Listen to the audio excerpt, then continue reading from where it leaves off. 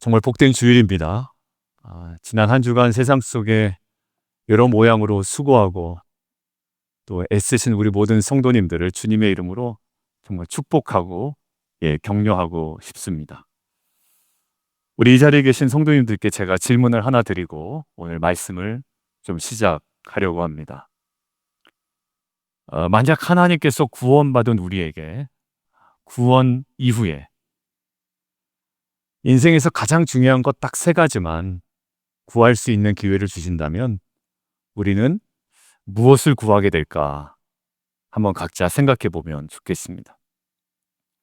우린 그래도 수준이 있는, 그래도 구원받은 성도로서 하늘에서 일확천금이 떨어지기를 구하지는 않을 것 같아요. 대신에 저 입장에서 한번 생각해 보면 구원받은 저에게 하나님께서 가장 중요한 거 세 가지만 한번 구해봐라 이렇게 이야기한다면 아마 첫 번째로 부족함이 없는 소유를 구할 것 같아요. 자녀들에게 부족함 없이 좀 해줄 수 있고 남에게 손 벌리지 않아도 되는 재정적인 염려가 없고 뭐 그런 삶입니다. 뭐 떼부자가 되겠다는 것도 아니에요. 남에게 손 벌리지 아니하고 자녀들에게 적당한 수준의 지원을 할 수 있는 정도, 그 정도의 소유 구할 것 같아요. 그리고 두 번째, 안전도 구할 것 같아요. 나와 내 가족이 좀 건강하고 최근에 사건 사고들이 너무 많았던 저희 공동체였잖아요. 그래서 우리 가족이 좀 평안하기를 구하는 것, 또 안전을 바라는 것, 어찌 보면 저와 여러분의 지극히 당연한 마음의 소원이라고 생각이 듭니다. 그 마지막은요, 우리가 눈물로 기도하고 또 땀 흘려 애쓴 일들이 있잖아요. 그러면 그거에 걸맞는, 우리가 노력하지도 않은 결과가 아니라 우리가 노력한 만큼 허락된 뭐를 원할까요? 결과를 원할 거예요. 우리가 노력하지도 않고 게으른 상태에서 결과를 원하는 것, 옳지 못하다는 거 알고 있기 때문에 우리가 최대한 노력하고 하나님께 간구하여 그 노력한 만큼, 애쓴 만큼, 수고한 만큼 하나님 결과 허락해 주십시오 라고 하는 것, 어찌 보면 당연한 바람이라고 생각이 듭니다. 저 소유와 안정과 결과, 사실 나쁘지 않은 거예요. 인간이라면 누구나 정말 창조주 하나님께, 우리의 구원자 하나님께, 우리의 목자 되신 주님께 우리가 충분히 구할 수 있는 내용이라고 생각이 듭니다. 그런데 우리에게 익숙한 저 세 가지 구함의 내용에 잠시 저희가 쉼표를 찍고 또 다른 질문으로 좀 저희와 함께 또 생각을 해보면 어떨까 들어요. 만약에 저 세 가지를 우리가 간구하지만 만약 선한 목자 되신 주님께서 저 세 가지를 넘어 또 다른 가장 신비스럽고 깊고 궁극적인 것들을 우리에게 허락하시진 않을까라는 질문입니다. 우리는 저것만 있으면 다 충분하다고 생각이 되는데 우리를 너무나도 잘 아시는 선한 목자 되신 주님께서 소유를 넘어 안전을 넘어 결과를 넘어 더 깊고 놀라운 차원의 응답을 준비하고 계시진 않을까라는 좀 질문을 가지고 오늘 말씀을 대하면 좋겠습니다. 여러분들 오늘 시편 23편은 다윗이 평안할 때 쓴 시가 아니고요. 광야로 쫓겨 다니던 시절에 다윗이 생명의 위협 속에 경험한 하나님을 자신이 고백한 시편입니다. 뭐라고 고백했다고요? 한번 화면 보고 읽겠습니다. 시작. 근데 이 고백이 있는 거예요. 여호와는 뭐라고요? 나의 목자시니. 근데 그 험한 광야에서 단지 나의 목자신이라는 그 문장 안에 다윗이 어떻게 인생의 모든 만족이 담겨 있다고 고백할 수 있었을까라는 겁니다. 여러분들 우리는 막 없다고 생각하잖아요. 근데 지금 가장 험난한 광야에서 여호와는 나의 목자신이라는 저 고백으로 어떻게 보면 자기 인생의 모든 만족을 삼아버린 거거든요.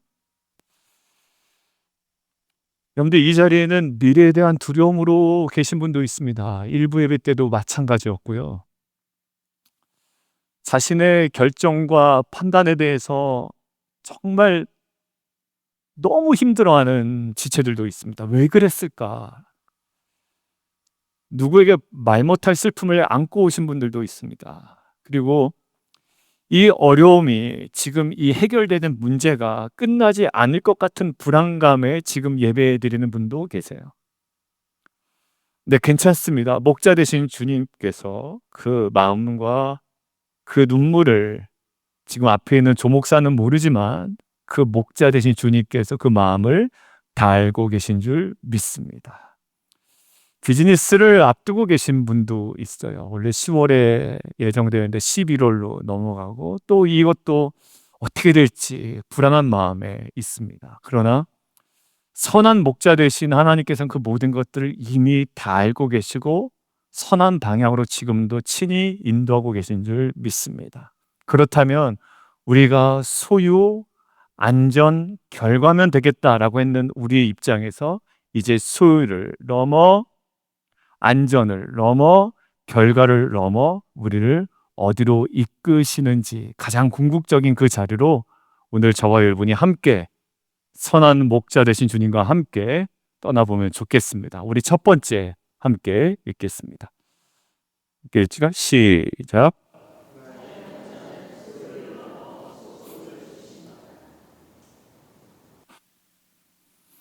다윗의 모든 고백은 이 한 문장에서 시작이 되는데요. 우리 제목 다시 한번 제가 읽을게요. 소유를 넘어 소속을 주시는 분이라는 거예요. 소유도 주시지만 그 소유를 넘어 우리에게 소속을 주신다. 다음 23편 1편 우리가 잘 외우고 있죠? 같이 한번 읽겠습니다. 시작.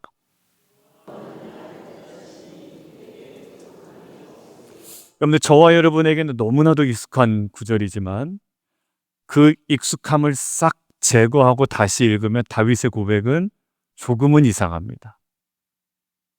만약 다윗이 여호와께서 나에게 모든 것을 주셨으니 내게 부족함이 없다라고 말했다면 우리는 쉽게 동의되고 쉽게 이해가 갔을 거예요. 하지만 다윗은 그렇게 얘기하지 않습니다.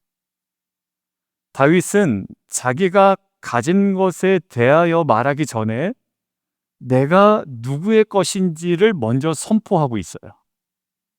뭐라고요? 여호와는 나의 목자시니 나에게 소유가 있으니 부족함이 없다가 아니라 나에게 있는 소유 이전에 내가 누구의 것인지에 대해서 다윗은 계속 확인하고 있습니다. 이 순서가 바로 저는 기독교 신앙의 핵심이라고 믿습니다. 다윗의 만족과 평안은요, 그가 무엇을 가졌느냐, 즉 소유의 넉넉함에 있지 않다라는 거야. 세상은 어디에 만족을 둬요? 내가 가진 소유에 만족을 둡니다. 그런데 다윗은요, 그가 누구에게 속해 있느냐, 내가 지금 누구에게 속해 있느냐, 즉 소속의 영광스러움에서 흘러나온 만족이었다라는 거예요. 여러분들 제가 이라크에 긴급구하러 벌써 이제 20년이 되어가고 있는 것 같아요. 부시 대통령의 항공모함에서 이제 종전선언을 하고 그때 제가 6월인가에 이라크에 들어가서 한 달 동안 있었습니다. 저는 한국 국민이잖아요. 근데 거기에 주둔하고 있는 수많은 미군들이 있었습니다. 제가 경성고등학교 출신이거든요. 그 연남동에 서대문구 마포구에 있는. 근데 경성고등학교와 같은 학군이 있는 거 뭐냐? 광성고등학교가 있고요. 한성고등학교가 있어요. 아마 그 언저리에 계신 분들은 아마 다 아실 겁니다. 광성, 경성, 한성, 그리고 저희가 자주 미팅하던 학교가 이화여고. 이렇게 고도 있습니다. 근데 미국 이제 이라크에 갔는데 그 캡틴 리라고 있어요. 이대위라고 있는데 그 캡틴 리가 한성고등학교 출신이었어. 기아대책 끼고 갔는데 엄청 도와주는 거예요. 왜냐 같은 언저리에 살았잖아요. 그 아현동에 그 굴레방딸이라고 예전에 그랬는데 그 밑에 한성고등학교가 있었거든. 여러분들 제가 한국 국민에게도 국민임에도 도와줘요. 근데요 만약에 제가 미국 시민권자였다면 그 당시에 제가 억류되었다면요 미국 정부가 나서서 도와줍니다. 여러분들 그 사람의 돈이 있냐 없냐가 중요하지 않아요. 이 사람이 미국 시민이냐 아니냐만 딱 결정이 되면 미국 시민을 구출했는데 누구가 다 쏟아요? 미국 정부는 온 힘을 쏟습니다.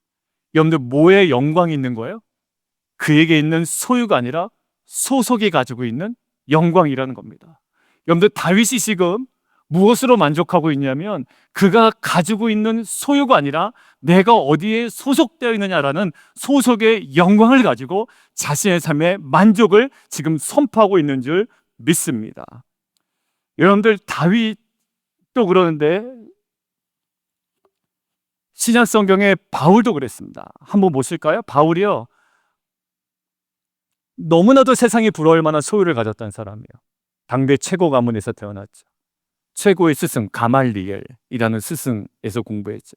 누구보다도 뜨거운 종교적 열심을 가진 유대인들이었습니다. 유대인이었어요. 흠없는 엘리트였어요. 그러니까 그의 이력서 레주메를 딱 내면 정말 보석과 같이 반짝반짝거리는 아마 레주메였을 겁니다. 그런데 그가 다메섹으로 가는 길에 목자 되신 주님을 인격적으로 만납니다. 그의 인생에 가치혁명이 벌어지는 거예요. 훗날 빌립보 교회에게 이렇게 자기를 이야기합니다. 같이 한번 읽겠습니다. 시작.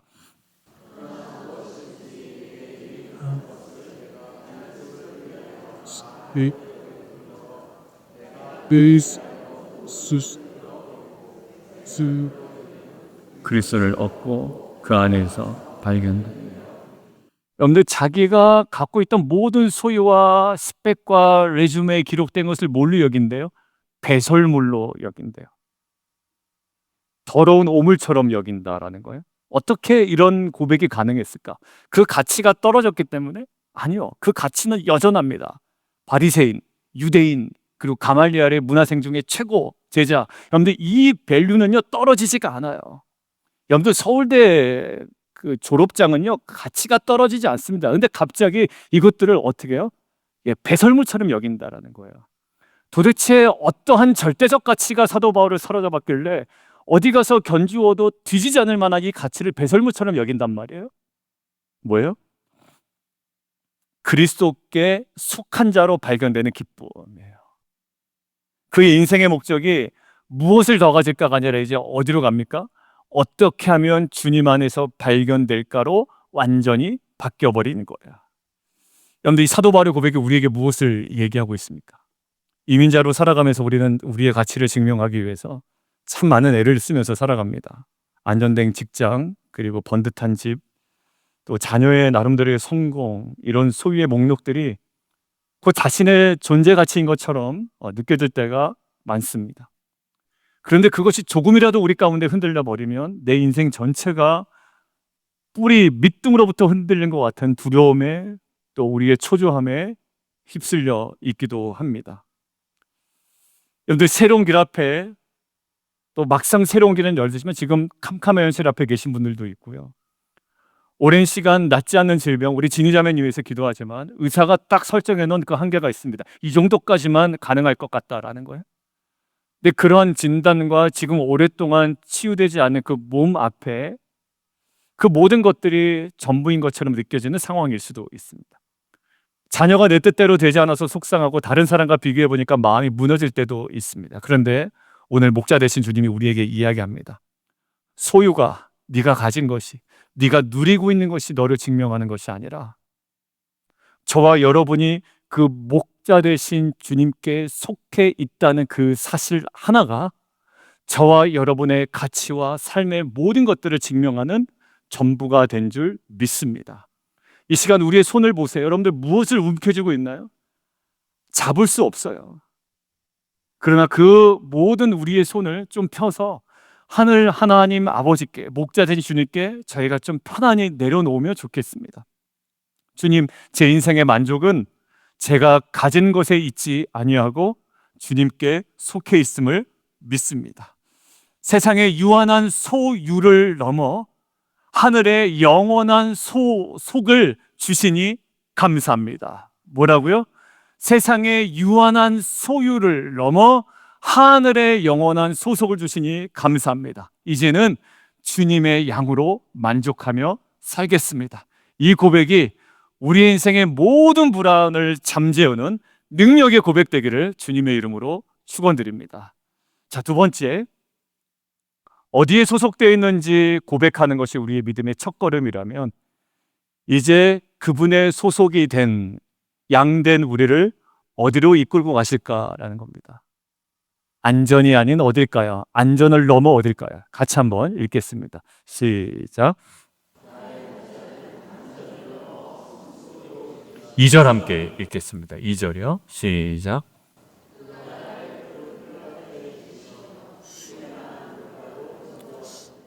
정말 아름다운 풍경이에요.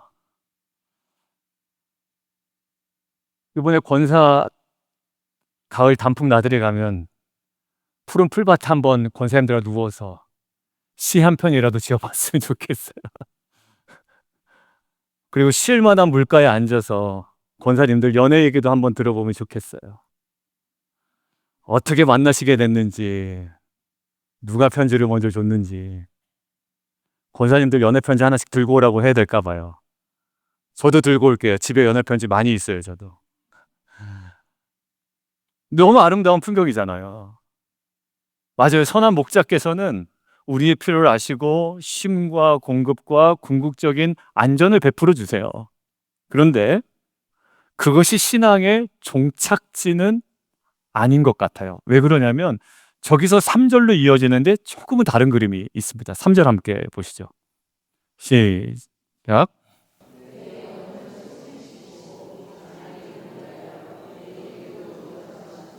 예, 쉼과 안전을 주시긴 하거든요. 그런데 그것이 그 자체로 목적이 아니라 지치고 상한 우리의 영혼이 회복되고 다시 일어설 힘을 얻게 하기 위한 특별한 사랑의 과정이었던 거예요. 뭐가요? 우리의 안전도, 우리의 쉼도. 그 회복된 영혼을 가지고 목자는 우리를 어디로 이끌고 가시는지 한번 보세요. 자기 이름을 위하여 어디로 이끌고 가세요? 의의 길로 인도하시는도다. 바로 이거예요. 뭐냐면 목자의 궁극적인 관심은 우리의 초기에는 우리의 안전에 관심을 두시지만 이제 안전하여 우리를 소생시키신 다음에 어디에요? 자기 이름을 위하여 의의 길로 우리를 이끌어 가신다라는 거예요. 결국 안전을 넘어 어디로? 예, 성숙으로 우리를 이끌어 가신다. 의의 길은 뭐냐면 편하고 쉬운 길은 아니에요. 목자신 그분의 성품을 닮아가는 거예요. 저 여러분 이번에 40일 금식기도 마치신 분 이제 마치고 나서 저한테 이렇게 쭉 이제 보내주셨는데 많이 썼던 말 절대 드세지지 않고 절대 드세지지 않고 그러니까 그 맥락은 주님의 성품을 닮아가며 이렇게 살아가겠습니다. 그리고 40일 끝났지만 주신 은혜가 제가 오늘 설교에 좀 녹여낼까 하다가 제가 다음 설교나 다다음 설교에 녹여내는 게 더 좋을 것 같아서 제가 다 이야기하지 않습니다. 이제 오픈하셔도 좋습니다라고 제가 허락을 받았고 이제 차근차근히 여러분들에게 물론 새벽 기도회 때도 미리 말씀드린 부분이 있지만 하나하나 말씀드리도록 하겠습니다. 그런데 의의 길은 뭐예요? 주님의 성품 닮아가는 거고 그 다음에 그분의 이름에 영광을 돌리는 어떤 삶일까요? 거룩한 삶이거든요. 그러니까 우리를 어떻게 하세요? 우리를 안전하게 하셔서 우리 영혼을 소생시키신 다음에 자기 이름을 위하여 영광의 길로 성숙의 길로 거룩의 길로 우리를 이끌어 가신다라는 거예요. 저는 이 말씀을 묵상하면서 예수님의 수제자 베드로가 떠올랐습니다. 우리가 지난주 목요 성령 집회 때 이야기를 나눴던 베드로인데 누구보다도 안전을 추구했던 사람이에요. 예수님께서 십자가의 길을 가겠다라고 얘기하셨을 때 베드로의 반응이 어땠나요? 주님, 절대 그럴 수 없습니다. 이 일이 결코 주님께 미치지 못할 겁니다. 그러니까 목자이신 예수님을 위험으로부터 지키고 싶었고 자기 자신도 그 안전한 길에 함께 하고 싶었던 거예요. 하지만 그의 생각과 목자의 계획은 전혀 달랐습니다. 예수님은 안전의 길이 아닌 어떤 길로 가세요? 궁극적인 순종의 길로 가시죠. 예수님은 어떤 길이 안전한 길인가를 찾아서 가신 분이 아니라 어떤 길이 궁극적으로 순종하는 길인가를 깨닫고 그 길에 나아가셨어요. 그 길이 뭐냐? 십자가의 그 길이 있었습니다. 결국 이 길을 이해하지 못했던 베드로는 실패하고 말아요. 주님을 멀찍이서 따르다가 사람들의 시선이 두려워서 어떻게 보면 3번이나 주님을 부인해 버립니다. 결국 베드로의 안전 추구는 수치와 절망으로 끝나버려요. 근데 우리의 목자 되신 주님 잘 보세요. 그렇게 절망으로 끝났던 베드로를 그냥 두지 않으시죠. 어디로요? 디베랴 바닷가로 베드로를 찾아갔습니다. 그림 언어, 그 전주에 했던 엘리야의 장면과 베드로를 찾아갔던 주님의 장면 가운데 동일한 장면 뭐라고요? 숯불에 구운 음식. 여러분, 따뜻한 숯불을 피우고 베드로에게 아침을 먹이십니다. 저는 그 자리가 베드로에게 있어서 푸른 풀밭과 쉴만한 물거였다고 생각이 듭니다. 수치와 절망과 내가 왜 그랬을까 해서 헤어나지 못하던 베드로를 그 영혼을 소생시킨 회복의 자리였다고 저는 믿어요. 그를 왜 배반했냐고 막 책망하지도 않으십니다. 그의 영혼을 소생시켜요. 그리고 회복된 그 베드로에게 거기서 실패하지 말고 안전하게 살아라 라고 이야기하지 않으신단 말이에요. 어떤 말씀하셨을까요? 같이 한번 읽겠습니다. 자, 시작. 자, 보세요. 우리 목자 되신 주님께서 베드로를 안전한 곳으로 옮기셔서 더 깊은 안전으로 몰아가신 것이 아니라 어디예요? 성숙의 길과 사명의 길로 이끌어 가십니다. 사람을 살려놓고 어디로 데려가신다고요? 성숙의 길과 사명의 길로 베드로를 데려갔어요. 내 양을 치라, 내 양을 먹이라. 젊어서는 네가 마음대로 다녔지만 이제는 네가 원치 않은 곳으로 갈 거야. 그러나 그 길이 어떤 길이다? 그 길이 성숙의 길이고 사명의 길이고 가야 할 길이며 내가 너에게 본을 보인 십자가의 길이다 라고 이야기를 합니다. 결국 자신의 안전을 도모했던 베드로가요, 이제는 목자를 부인하는 자가 아니라 목자를 위해 자신의 목숨을 내어놓는 순교자가 됩니다. 한 가지 예를 하나 들어볼게요. 저도 이제 자녀가 3명 있잖아요. 자녀를 이렇게 옆에서 바라볼 때 안타까울 때가 언제냐면 부모의 품 안에서 안전하게 계속 머물러 있을 때 제 마음이 아파요. 아무것도 스스로 할 줄 모를 때. 근데 얘는 어디 있어? 안전한 집에만 머물러 있어. 다 떠먹여줘야 되고 다 챙겨줘야 되고 다 확인해줘야 되고 그거 안 하면 세금도 제대로 못 내고 뭐 하나 공과금 내는 것도 자꾸 까먹고. 여러분, 이러면 어떻게 됩니까? 부모 입장에서 답답합니다. 정상적인 부모라면 어떻게 돼요? 자녀를 안전한 곳에 일단 둡니다. 언제는? 어릴 때는 잘 돌봅니다. 그리고 어떻게 해요?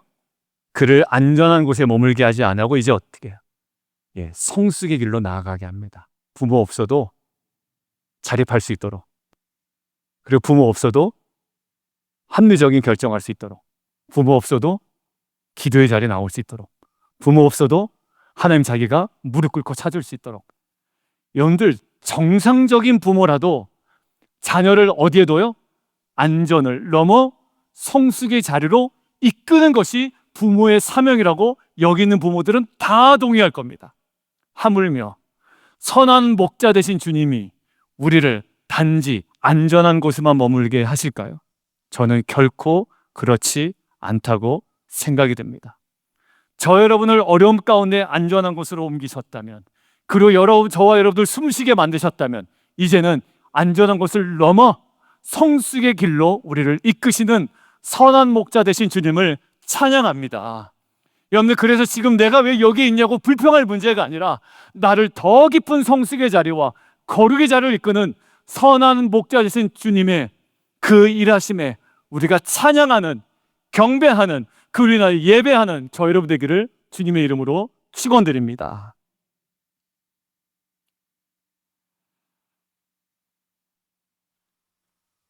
어제 한 분과 통화를 하면서 여러 가지 어려운 상황을 좀 들었어요. 정말 어렵겠더라고요. 원망도 되고 내가 왜 그랬을까. 그런데 제가 말씀했습니다. 피스메이커에서 얘기하는 거 있잖아요. 회피하지 말고 이제는 영적인 대장부로, 더 믿음의 사람으로, 성숙한 사람으로 서라. 반말하진 않았습니다. 서십시오. 이렇게 얘기했습니다. 저는 어제 통화한 그분의 삶이 선한 목자 되신 주님의 그 이끄심, 단순한 이제는 안전을 넘어선 성숙으로 이끄시는 은혜의 삶이 될 줄 믿습니다. 그리고 다양한 어려움 가운데 살아가는 성도들의 삶 가운데도 이제는 하나님 안전 주세요, 안전 주세요 그냥 외치는 외마디가 아니라 이제는 하나님께서 선한 목자 되셔서 우리를 성숙으로 이끄실 때 감사함으로, 믿음으로, 소망 가운데 나아가는 저와 여러분 되기를 주님의 이름으로 축원드립니다. 자, 세 번째입니다. 우리가 누구에게 속했는지 소속이죠. 두 번째, 어디로 이끄시나요? 성수로 이끄세요. 이제 마침내 우리는 신앙의 깊고 영광스러운 비밀과 이제 마주치고 오늘 말씀을 마무리하면 좋겠습니다. 세 번째 함께 읽겠습니다. 시작. 5절 함께 읽을까요? 시작.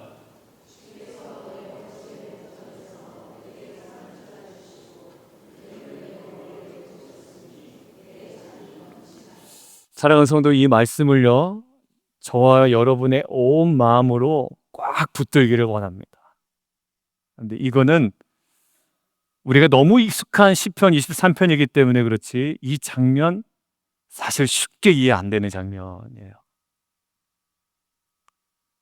이것은 저는 시편 23편의 하나의 또 다른 심장이라고 생각이 듭니다. 그리고 우리를 향한 하나님의 사랑의 아주 극적인 선포라고 믿습니다. 우리는 보통 어떻게 얘기해요? 싸움이 다 끝난 후에, 그리고 문제가 다 해결된 후에, 눈물이 다 그친 후에, 좋은 결과를 얻게 되었을 때 비로소 하나님이 행하셨다라고 이야기를 하거든요.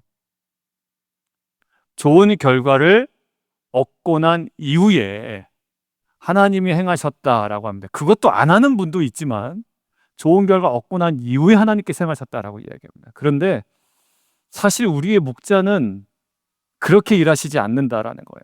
전쟁이 끝나기만을 기다리는 것도 아니고요.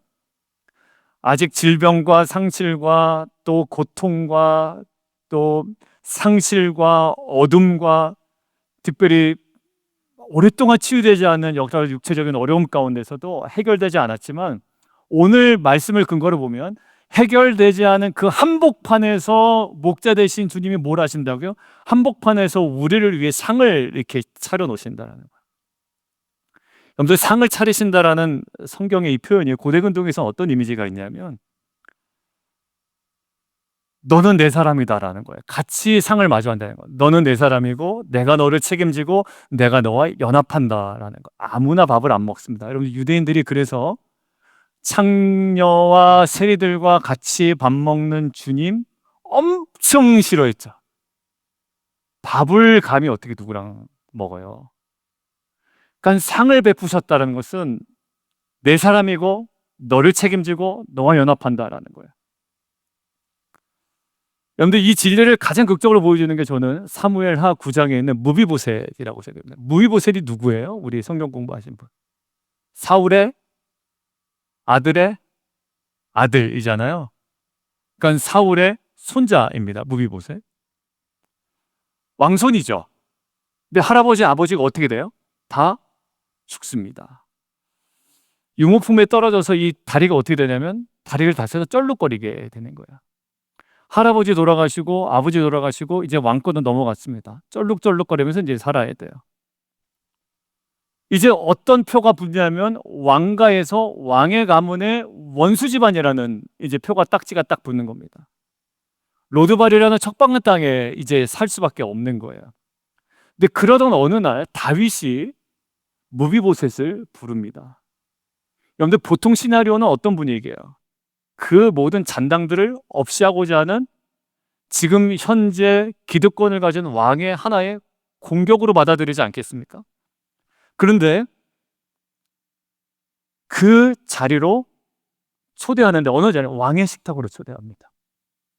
그 자리에는 다윗에게 충성을 다하는 신하들이 있고 명망 높은 관리들도 다 앉아있는 자리예요. 사울의 가문을 경계하는 사람들이 수두룩합니다. 그 원수들의 목전에서 다윗이 뭐를 베풀어요? 상을 베풉니다.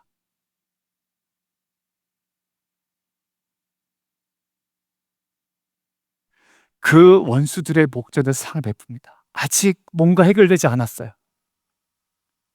그리고 부서지고 상처 입은 모비보셋을 가장 영광스러운 자리에 앉힙니다. 그리고 그의 머리에 기름을 붓습니다. 여러분들, 이 기름 부음은 너는 더 이상 수치의 아들이 아니라 영광의 왕의 아들이라는 회복의 선포였을 거예요. 너는 상처, 그리고 그의 모든 상처 입은 영혼, 내면을 어루만지시는 뭘까요? 치유의 하나의 따뜻한 손길이었을 거예요. 여러분들, 그 순간 무이보셋의 자는 무엇으로 느꼈을까요? 떨뚝거리던 다리가 막 갑자기 다리가 나가지고 막 뛰어다니는 기쁨으로 잔이 넘친 게 아니에요. 무엇으로 잔이 넘치나요? 왕이 나와 함께하고 나를 책임진다라는 그 왕의 임재로 그의 잔이 넘칩니다. 여러분들, 우리는 결과를 놓고 우리의 잔이 넘치기를 원하지만 하나님께서는 그 원수의 목전에서 상을 베푸실 말미암아 그 거룩한 임재로 우리의 삶의 잔이 넘치도록 하시는 줄 믿습니다. 여러분들, 저와 여러분이 이 바로 무비보셋이에요. 여러분들, 세상 속에 수치와 절망과 후회와 두려움을 느끼며 살아갈 때가 많습니다. 가족을 잃은 슬픔 속에 절망이 우리를 둘러쌀 때가 있습니다.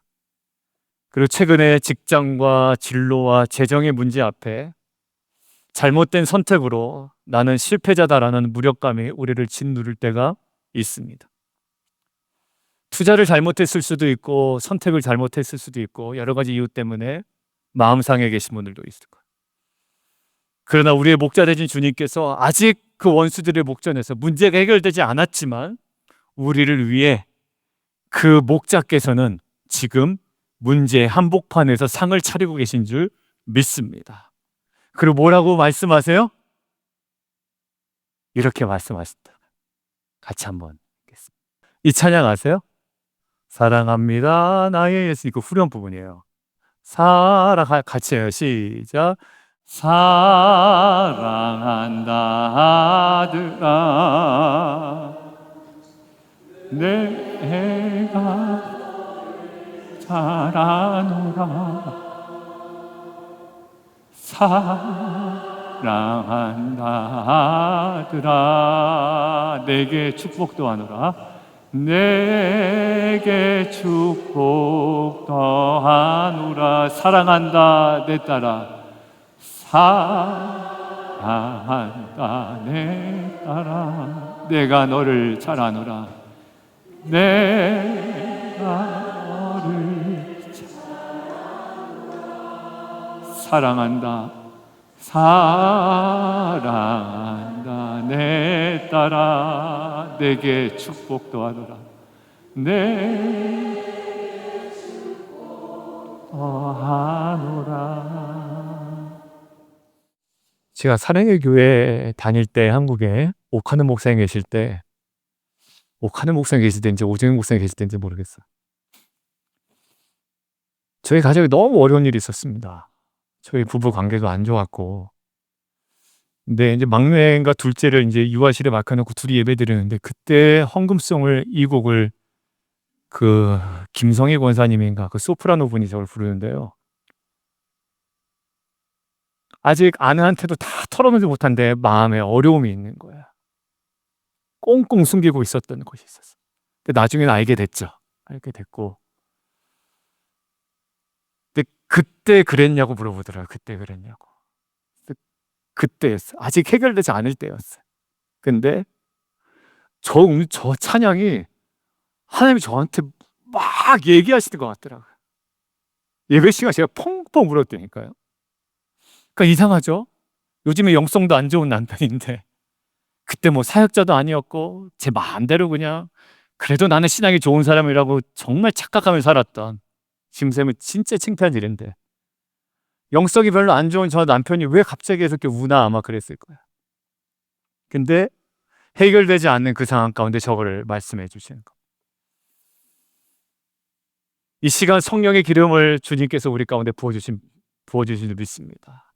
기름을 부으시고 저와 여러분의 잔을 넘치게 하신 줄 믿습니다.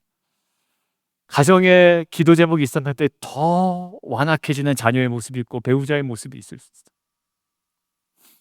그런데 그 자리에 지금 어떻게 해요? 상을 베푸십니다. 오늘 상다리 후들어지게 너무. 오늘 메뉴 뭐예요, 집사님? 메뉴 뭡니까? 참치 마요 비빔밥. 예, 상다리 무너지게 아무튼 차려진 참치 마요 드시면서요. 이거는 주님께서 원수의 목전에서 치러주신 상이다라고 고백하시면서 드세요. 눈물 흘리면서 드셔도 되고요. 웃으시면서 드셔도 돼요. 아직 해결되지 않았어도 우리가 잔을 넘치는 이유는 눈물이 마르지 않았어도 주님의 임재가 우리를 가득 채우고 있기 때문인 줄 믿습니다. 세상이 줄 수도 알 수도 없는 평안입니다. 평안을 너에게 주노라. 세상이 줄 수 없는 평안을 내게 주노라. 내가 너에게 주는 평안을 세상이 주는 것과 전혀 다르다라고 이야기하시잖아요. 그 임재가 주는 평안 가운데 원수의 목전에서 문제 앞에 오늘 상을 베푸시고 정말 내 잔을 넘치게 하시는 그 임재로 충만해지는 저 여러분 되기를 주님의 이름으로 축원합니다. 저희 가족에도 해결되지 않은 문제가 있어요. 아니 문제가 있어요. 그래도 내 잔이 뭐예요? 넘치나이다 라는 거예요. 오늘 말씀 맺겠습니다. 이제 이 문을 나설 때 우리의 문제가 해결 아직 안 돼 있을 수도 있어요. 왜냐하면 그 문제를 사실상 생각해 보면 오랜 기간이 걸릴 수도 있는 거예요. 그런데 자녀가 지금 오늘 집에 가신다고 자녀가 변해 있고 배우자가 변해 있지 않을 수도 있단 말이에요. 그런데 목자 되신 주님께서 우리보다 한 걸음 앞서가시며 우리에게를 여실 줄 믿습니다. 소유가 아닌 소속으로 사는 자는 더 이상 세상과 비교하며 흔들리지 않을 줄 믿습니다. 안전이 아닌 성숙을 신뢰하는 자는 고난 속에서 하나님의 선하신 손길을 발견하게 될 줄 믿습니다. 결과가 아닌 임재로 만족하는 자는 어떤 상황 가운데서도 마르지 않는 기쁨을 누리게 될 줄 믿습니다. 주님의 임재가 저와 여러분의 잔을 넘치도록 오늘 채우시기를 원합니다. 이 소망의 선포를 붙들고 믿음으로 한 주를 또 평생을 승리하며 살아가는 저와 여러분 되기를 주님의 이름으로 축원드립니다. 우리 자리에서 다 함께 좀 일어나실까요?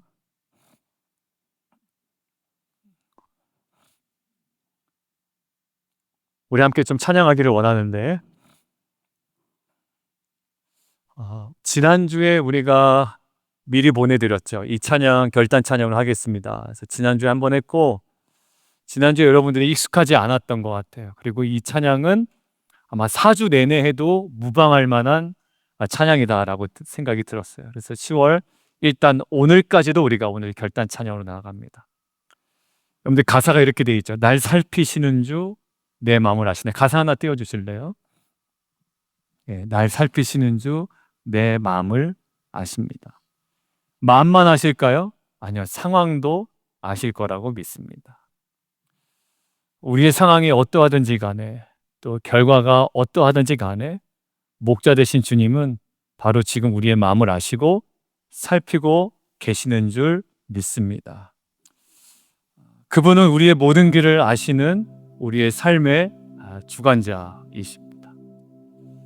여러분들 오늘 우리가 집중하여 묵상해 볼 부분이 있다고 그랬죠. 여호와는 나의 누구라고요? 그러니까 그거에 걸맞는 우리의 태도가 필요한 거예요. 주님은 우리에게 나는 너의 목자다 라고 얘기하는데 우리는 딴 데 가서 계속 있으면 안 되잖아요. 나의 모든 길을 아시는 내 삶의 주관자이십니다. 그리고 오늘 마지막 묵상하지 않았죠. 6절 내 평생의 선하심과 인자하심이 반드시 나를 따르리니 내가 여호와의 집에 영원히 살리로다. 여러분들 오늘 집중이 안 된다면 눈을 감으세요. 다른 분들 쳐다보지 마시고 여러분들 집중하셔서 오늘 찬양은 한번 김민 목사님 고백으로 한번 들어보시죠. 그리고 이 찬양이 끝난 후에 다시 반복될 때 여러분들의 고백으로 함께 하시면 좋을 것 같습니다. 함께 찬양하겠습니다.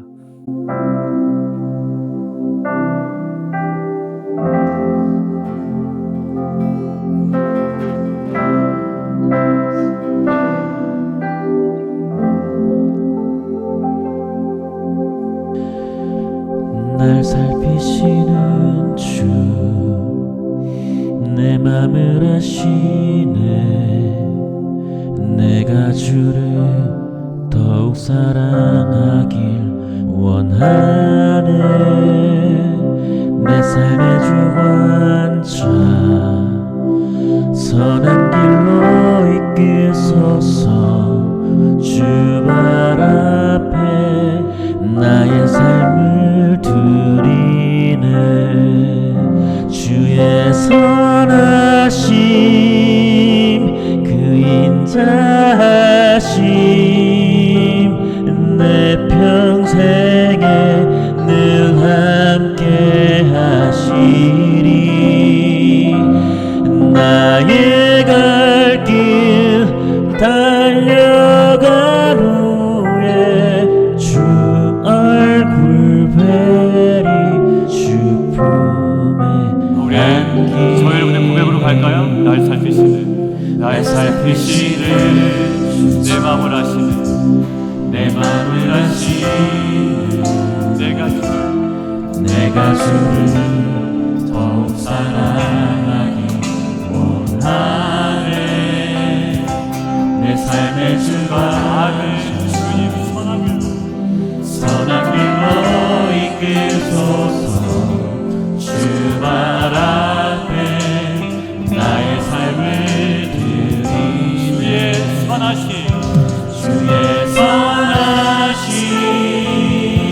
그 인자하심,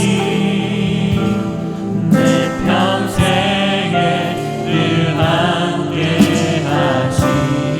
나의 갈 길 달려간 후에 주 얼굴 뵈리. 주 품에 우리 다시 할까요? 주의 선하심, 주의 선하심, 그 인자하심, 내 평생에 늘 함께 하시리. 나의 갈 길 달려간 후에 주 얼굴 뵈리. 주 품에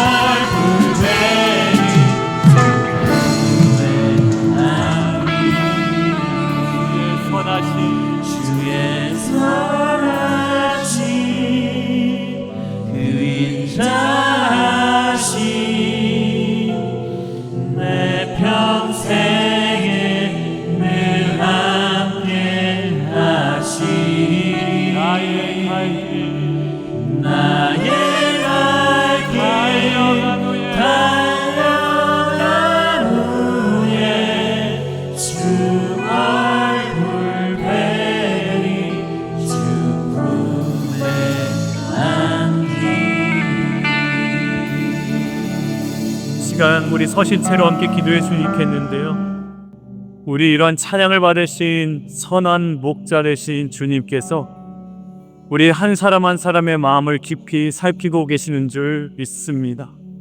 하나님, 소유를 넘어 소속의 믿음을 구하겠으며 흔들리는 소유가 아닌 영원한 소속 안에 제 삶의 뿌리를 내리게 하여 주옵소서.